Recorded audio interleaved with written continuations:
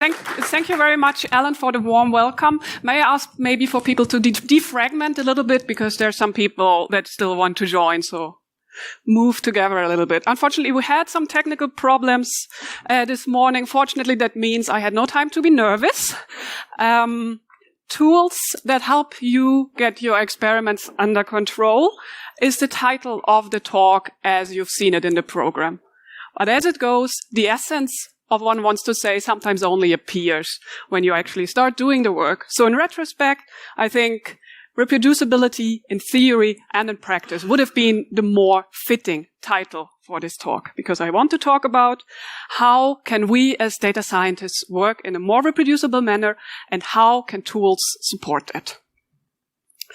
As Alan said, I'm a freelance data scientist. If that interests you, reach out to me. The slides for this presentation are already on my GitHub, and I also have this link again on the final slide. Consider the following situation. You just started a new data science project. You finally got access to the data, and you're super excited to get started.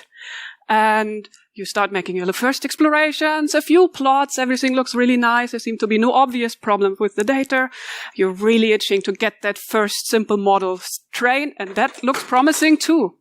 So you make more features. Maybe you go back and do some more data cleaning, and maybe you try out more complicated model. And it's all a bit chaotic, but yeah, I mean, you're moving quickly. It's fun. There's lots of progress. But in the back of your mind, you get this little nagging feeling. Maybe there's a bit too much chaos. I'm not really taking good notes of what I'm doing. I'm not sure that in a few weeks I'll remember what I did, what worked, what didn't work. So maybe you start doing something like this. You have a folder where you have pickled files of all your models together with some JSON information, some metadata about your experiments. Or maybe you start filling out a spreadsheet like that with information about your experiments. Or maybe you go all fancy and build a little web app for your experiment management. If any of those things kind of sound familiar to you, then this is your talk. Let's look a bit closer at like this nagging feeling. What is behind this nagging feeling of that maybe there's a bit too much chaos? For me, a big reason is pride. I call myself a data scientist. It means I should be working in a scientific manner. I should take good notes of my experiments. I should be able to reproduce my results. And honestly, I worry. I worry that I did something stupid while moving quickly. And if I can't go back and check, because I've already changed that code, for example, that I didn't do something stupid, there'll be lots of worry. And that's sad, because I want to trust my results, and I want that others can trust my results. And really, how can there be can there be teamwork if other people in my team aren't able to take my models, reproduce them, and then add their own ideas? As you can see, reproducibility is at the core of all of these feelings. So today I want to build some kind of framework of reproducibility for data science in the theory part, and then I'll look specifically at some tools to tell you how they can help you achieve that. Before I do that, I'll have to look a little bit at narrow down the scope of what I want to talk about a little bit, just so that we're all on the same page. Everything I'm talking about today is kind of guided by my experiences as a data scientist. If you can't find yourself here at all, and if you work completely differently, I would love to hear from you, get your perspective. The situation I drew earlier is one of model exploration here on the left-hand side. We want to try out many different models, many different features, different settings for parameters. But we probably will be using only one data set, because we need something to compare on. And errors are expected to happen. I mean, okay, it's annoying, this experiment failed, but okay, I'll fix that bug and I'll restart. What I really value is flexibility. I don't want to be held back by any tooling that makes me move less fast, less freely. Contrast that with the other side. When you've now found a nice model, your model type is fixed, your features, parameters are all fixed, but it's likely that you'll have to retrain frequently, for example, nightly, if new data is coming in. You really don't want errors to happen, because that means that somebody will get a call at 4 a.m. in the morning and has to go and fix something. So your system should be reliable and it should be well monitored. And I think the rigidity of something like a pipelining system can be really helpful in this phase. Of course, no data science project has just one of each of these, but you're often moving between these different phases. And today, I'll be concentrating on the left phase. Second scope thing is a little bit on terminology. Together with reproducibility, you'll also find the words repeatability or replicability. These range in meaning from I can redo what I just did to I can write up what I did, for example, in a scientific paper. Somebody else can implement it and will get the same results. Unfortunately, these terms aren't used the same in different fields. So what is called reproducibility in one field might be called replicability in another field. Today, I've chosen the word reproducibility simply because I've heard it in use in data science a lot already. And today it shall mean the ability to obtain the exact same model with reasonable efforts. And there's two somewhat undefined words here with what is a same model and what are reasonable efforts. And we'll talk about both of these things. Let's say you wanted to obtain the exact same model. With that, I mean, if you pickle the two models, the files will be bitwise the same.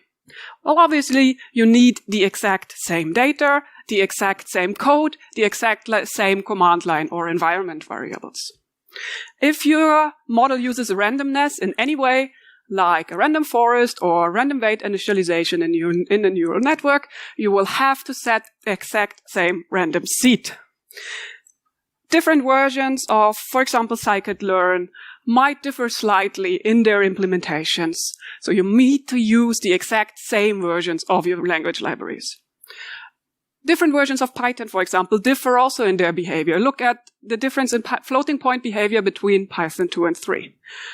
So you want the exact same version of your Python interpreter. You might also want the exact same version of any kind of system libraries like CUDA, or your operating system, or the hardware the experiment is run on. But, I mean, you kind of already think, like, the further we go down in this hierarchy, the less it does seem to matter, right? We expect scikit-learn to be robust against different system libraries, against different operating systems. We expect our models to be robust against different random seeds, because otherwise they would be kind of shitty models. So today, let's concentrate only on these parts of the hierarchy, and let's try to obtain not the exact same model, just the same model. In practice, however, I think it's rarely going to be necessary that you actually need to reproduce something.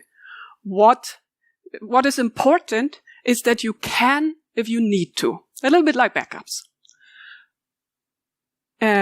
What is important in your day-to-day life as a data scientist is more the ability to compare models. I've called the information needed for comparing models here on the left-hand side provenance. I'm not super sure about that word.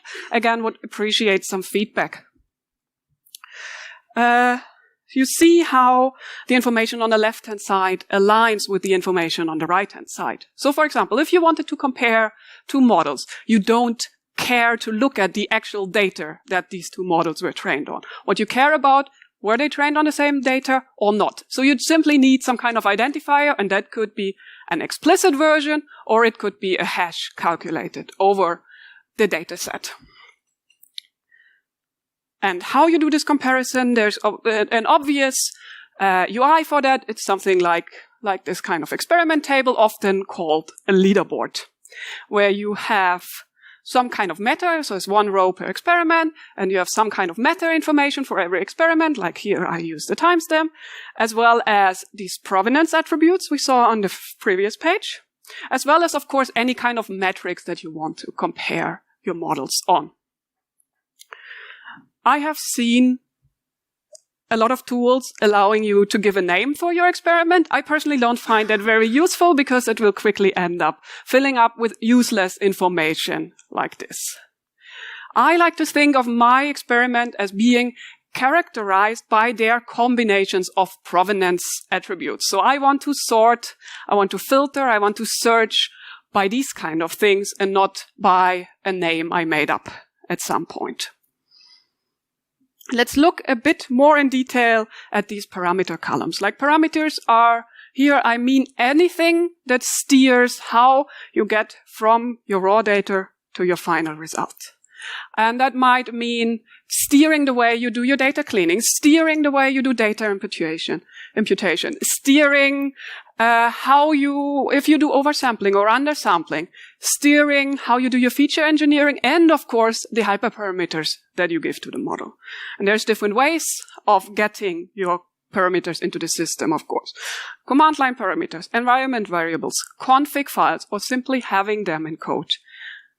How you're going to do that depends a lot on the tool you're going to use, and it's a thought I'll revisit in the second part of the talk. It's also obvious that all the parameter columns and all the metrics columns are extremely project dependent, so there needs to be some flexibility in this UI. In fact, I'd even say that at the beginning of your project, you won't know what kind of metrics you want to compare on at the end of the project, and you won't know which parameters will be important to you at the end of the project.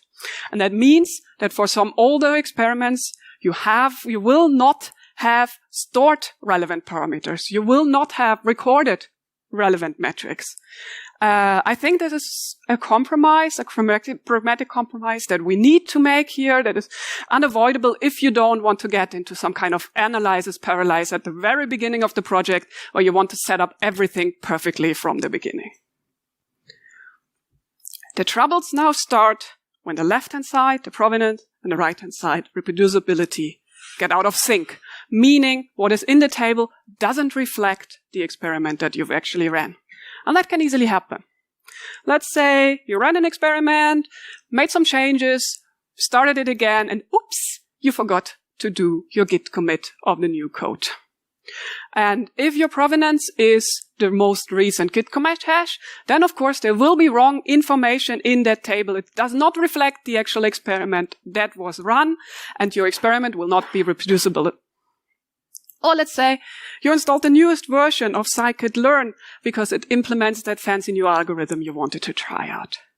But oops, you forgot to update your requirements file. Again, the provenance information will be wrong and your experiment will not be reproducible. Or you made some changes to your dataset but forgot to calculate a hash over the new dataset. Again, your provenance information will be wrong, experiment will not be reproducible. So there's really a lot to remember for every experiment, right? Need to ensure using the right data hash. You need to ensure that there's no local changes in my Git repository. You need to ensure my requirements are up to date. I need to ensure I'm using the correct Python version. And it's too much responsibility. I don't want to have to remember all of these things. But that's okay. I mean, we can tell a tool to do it for us. But I'm sure a lot of you are already thinking right now, that's a lot of hassle. Like every time I want to run an experiment, that thing is going to nag me to commit my local code. It's really annoying. I want my tools to support me, not to hold me back. And I agree with you. One thing I've seen tools do is what I'll call the zip mode, where instead of using Git as your provenance and reproducibility source of information, you upload the actual source code directory and store it in the experiments database. I personally am not a super fan of this because, number one, you're losing like the provenance, like the comparing different experiments aspects, as well as like what are you going to do with this isolated zip file. You have no history. You don't have any of the nice tooling that Git gives you to compare it to a different version of your code. Instead, I think your tool should support a development mode, which basically is just best effort reproducibility, like as much hassle as you can stand to live with in your day-to-day life. And this is for any kind of just trying out type of experiments. And you might have a zip mode, or you might not upload code at all. The important thing is these experiments are still in your leaderboard view. You can still compare them with other experiments. You still have all the nice tooling available to identify how they relate to other experiments and really dig down and see different plots. As soon as you have found a nice model, your tool should allow you to switch into reproducibility mode, where it really then enforces that you are using the correct data, enforces that you have no local changes, enforces that your requirements are up to date. And it's important that in your UI, you can visually distinguish between those two modes. So this is a screenshot from a software as a service solution called Valohai, where they use this nice little lab icon to identify what they call an ad hoc experiment.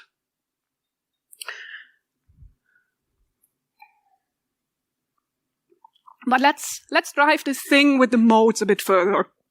Sorry. Consider the third row here.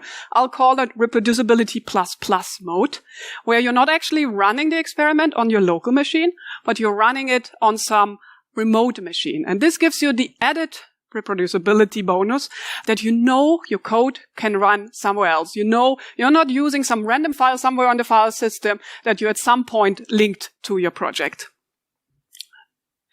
It also has benefits if you need some special hardware like a GPU that you don't have on your local machine.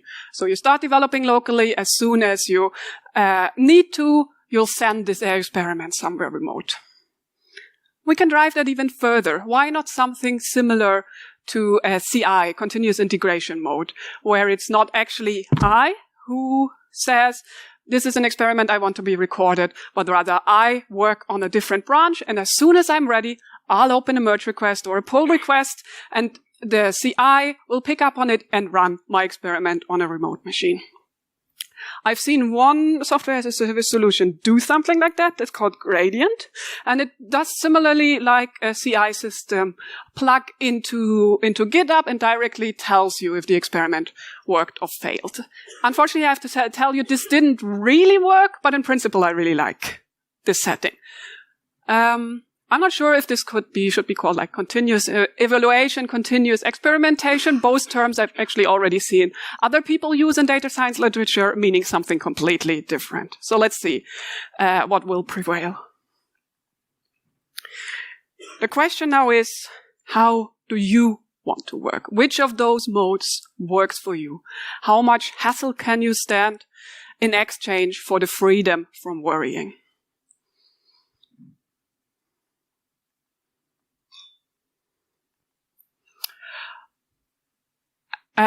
So you might think, okay, let's tell me a little bit about some tools that are available. And there's a lot. Like, this is all the software as a service solutions I found that try to do this. And there's new ones popping up all the time, as well as all of these open source solutions. Again, new ones popping up all of the time.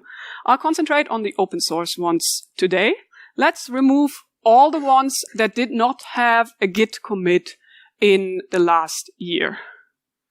So we left with these ones, and then I picked the ones that I've heard the most buzz about from other data scientists. And that is MLflow, Sacred, and DVC.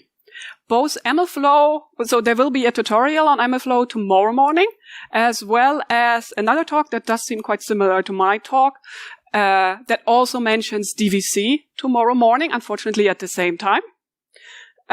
So if you want to get some more details than I'll give you today, please check out those events. Let's talk about Sacred. That's a library that you just simply pip install. You create your experiments. Then you have the possibility to add a resource. In this case, I used my dataset. And that means a hash is calculated over that dataset and attached to the experiment. You can log any kind of metrics as well as add additional artifacts. Here I have a plot of the predictions I made so that I really can dig deeper into how my model is performing. What I really like about Sacred is this idea of a config, where a config is the combinations of different parameter values. And I found that there's some really nice automagic thing happening here, that I defined this named config called baseline. And then Sacred makes it so that I can just call my training script with the extra command line parameters with baseline. And I can just go to my colleagues and say, if you want to run the baseline, just run this command. And I found that really convenient to work with. However, a bit limiting when I wanted to do grid search. Sacred doesn't come with its own leaderboard UI, but there are several open source projects that build on top of the Sacred database. Here's a screenshot of something called Omniboard. I haven't looked at the other ones. It's perfectly usable like UI. You can click on each experiment and see some details. It's very nice. One thing I missed here is the ability to display parameters as columns. So you can't really filter by different settings that you ran your experiments with. And I like to use that to give me some ideas on how to progress, what kind of other experiments I should be running next. Sacred supports both development as well as a reproducibility mode. However, you do have to remember to set a specific flag to enforce reproducibility mode. Otherwise, it will not complain if your local source code directory is dirty. If you wanted to reproduce in Sacred, there is a good amount of manual steps necessary. I personally don't think this is much of a problem. Like I said, important is that you can reproduce if you need to. I think personally it's okay if that includes some manual steps. However, again, with the backup analogy, if it's annoying to try out your backup, you're probably not going to do it, right? So you're not really sure if you can reproduce or not if you haven't actually gone through these steps at least once. MLflow is actually somewhat similar. Again, it's a Python package. In this case, you have to manually register any parameters you want to have displayed, which Sacred did for you automatically. What I really like about MLflow is the way that it enforces that your local environment, like virtual environment or PyConDE environment, is clean in a super non-intrusive way. Like you don't have to do anything, and it just checks that it's up to date and installs it's necessary. I found that really, really nice. Another thing I found nice is this idea of this ML project file, which is somewhat similar to like a Docker file in that it defines different entry points for your training process. And as soon as you add this ML project file to your repository, you can just give somebody the URL of the Git project and tell them to do MLflow run URL of that project, and it will run and you will get reproducible results. So that is also pretty cool. MLflow comes with its own leaderboard. One thing it didn't seem to do automatically is like flag whether an experiment failed or did not fail. So all of these that are like empty in the last metrics column there actually failed, but it doesn't display it to me in a nice visual manner. Parameters, however, are done extremely well in this. So you will have like a dictionary-like parameters column and just can click on one of these and explode it to being its own column. And I found that really nice and convenient to work with. MLflow does have a development as well as a reproducibility mode. However, it does, if you do not MLflow run some URL, but rather do MLflow run your local directory, it will not enforce you to commit your local changes. And there is no way to make it do it. And it will record the old commit hash, which is now outdated. So you will have wrong information in your experiments database. So be aware of that. You can already guess being able to reproduce is much easier in MLflow. You need to obtain the data in some way. MLflow does not care about data at all. And then it's just running one simple command. The final one I want to look at is DVC, data version control. And you already heard in the name where the focus of this tool lies. You get not a Python library, but rather a command line tool that has an interface quite similar to Git. And you use that to manage your data. So at the beginning of the project, you would add your data to your repository.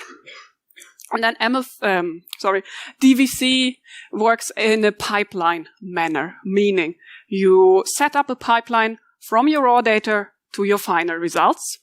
And then when anything changes, if you change any file that is included in that pipeline, you can just use one simple command to rerun everything that is necessary. I urge you to read the documentation, like the Getting Started guide for DVC. It's really, really nicely written. Really impressive. One thing DVC does not try to solve is a leaderboard. If you want to compare your models, that is the only thing that you get. A very simple text view. There's no idea of like recording parameters or something like that. There's no searching, filtering, nothing like that. Which also means that a development mode is kind of a moot point. And as you can see, DVC really concentrates on data and code, doesn't really care about any of the aspects of reproducibility. One thing I see a bit critical here is that you really need to make sure that your pipeline is set up correctly.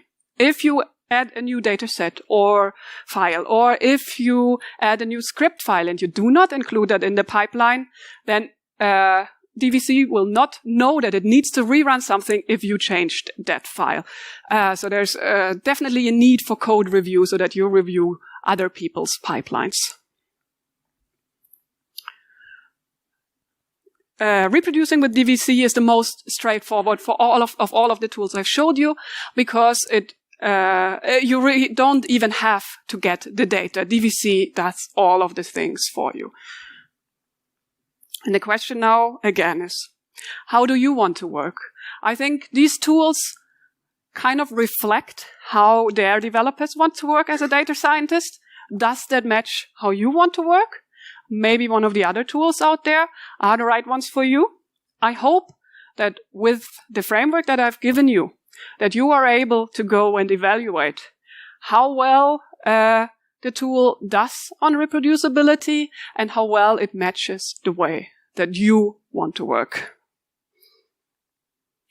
One reason I wanted to give this talk that I did not talk about at the beginning is envy. I do feel envious of software engineers when I look at their, what seems to me very much established best practices, like code review, like continuous integration, like unit testing, and how they have really nicely usable tools that support them in following these best practices.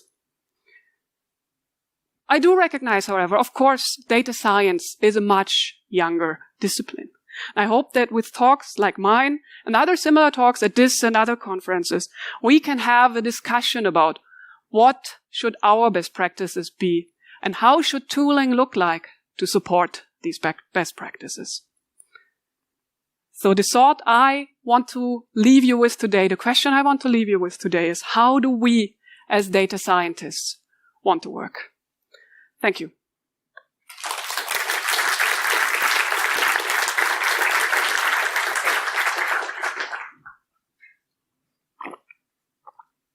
Thanks, Kat, for this wonderful talk. Is there anybody who has questions for Kat still? Let's start with you up here. Yeah, thank you for a nice talk. You talked a lot about and focused on the reproducibility with these tools. I'm not sure, and I hopefully look it up afterwards, how the tools support data pipelines themselves and like distribute the stuff that needs to be done, gathering data and everything. Have you seen the talk about Kedro yesterday? And can you do you know about Kedro? It seems to be another new open source tool about data pipelines and that also might support this kind of reproducibility? I'm not sure if that's a goal. I don't know that, but can I ask you to maybe, I'm sorry, I kind of want to have this a bit more discussion, also learn from you. Where do you see the need for these data pipelines in this setting? Okay, for me, I'm not in this 100% data science workflow because we are training model like on a weekly basis and applying it. So there's more for us. The training data is constantly changing. Well, then so I guess generating this is the training data we're using for training our models, which takes lots of time, is like a big part of what we need to invest work in. And training the model is rather stable because we have this model that we found out is good and aren't working on it too much. Then I think your use case actually is following on the right-hand side that I did not consider today. And I think tooling, I'm not saying that there can't be tools that support both, but I think tooling for the left-hand side has very different requirements than tooling on the right-hand side. Yep. Thank you. Thank you. Who has the next question? Okay. Hello, thank you for your talk. I'm not really a data scientist. I'm more a classical scientist using Python for some stuff. And I'm wondering if what you're saying here, which is merely, I think you apply it more to the machine learning and the, let's say, data computer world thing, in how far you see overlaps or in your search have found connections with classical science experiments, where, as example, massive parts of the flow you do has nothing to do with software, but has to do with, I don't know, telescopes, or in my case, electromagnetic fields you measure and you settings and so on. Can you comment if have you seen some Yes. Interaction with that world? Yes, definitely. And you definitely need different, maybe not tooling, different protocols to support classic science workflows. I do see one difference, though, that your outcome, your outcome of a classical science experiment is often the essence of what it's all about, right? For us, the outcome is a model. But in a classical science experiment, you want to have a paper that really describes the essence of your experiments. What do you draw from this experiment? And then somebody can take that and implement it on their own. And this is where I kind of see the difference. And we don't really have that. So classic science needs more.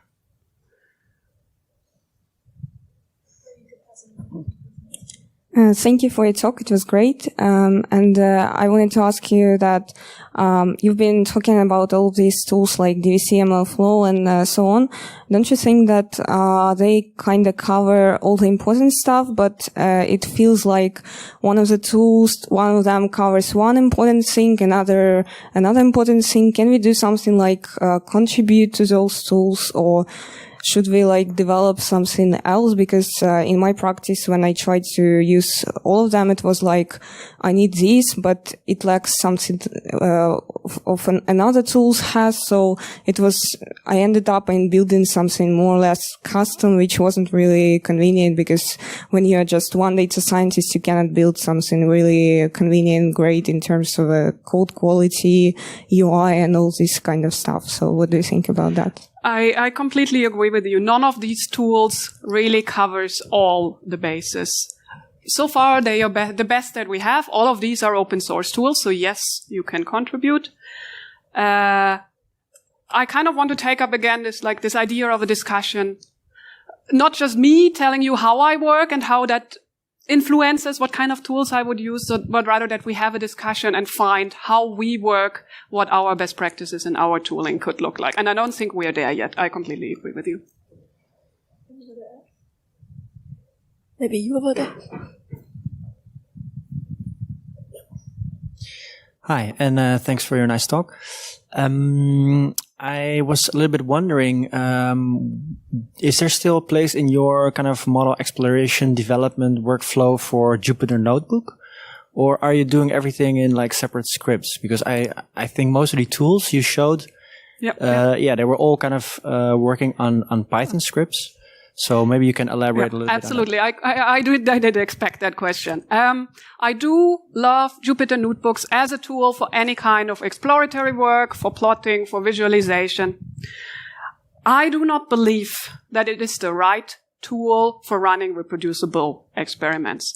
I don't believe that because of issues that you get with out-of-order execution, of scoping issues that are inherent to Jupyter Notebooks. So yes, in my view of this, it's using notebooks for exploration and then start using scripts. In fact, one of these libraries, I think Thackert or MLflow, actually forbids you to use them in a notebook. It will throw an error if you try to do so. One last question, perhaps? Ooh, so many people. Oh, go. I've not been in that corner yet. Hello, I'm fellow data scientist, and what we heard a lot of times that it's very important to document your stuff. I mean, you do experiment, you probably scoped your experiment before, and do you document it in your Git history? Do you have a separate file? Do you document your Jupyter notebook?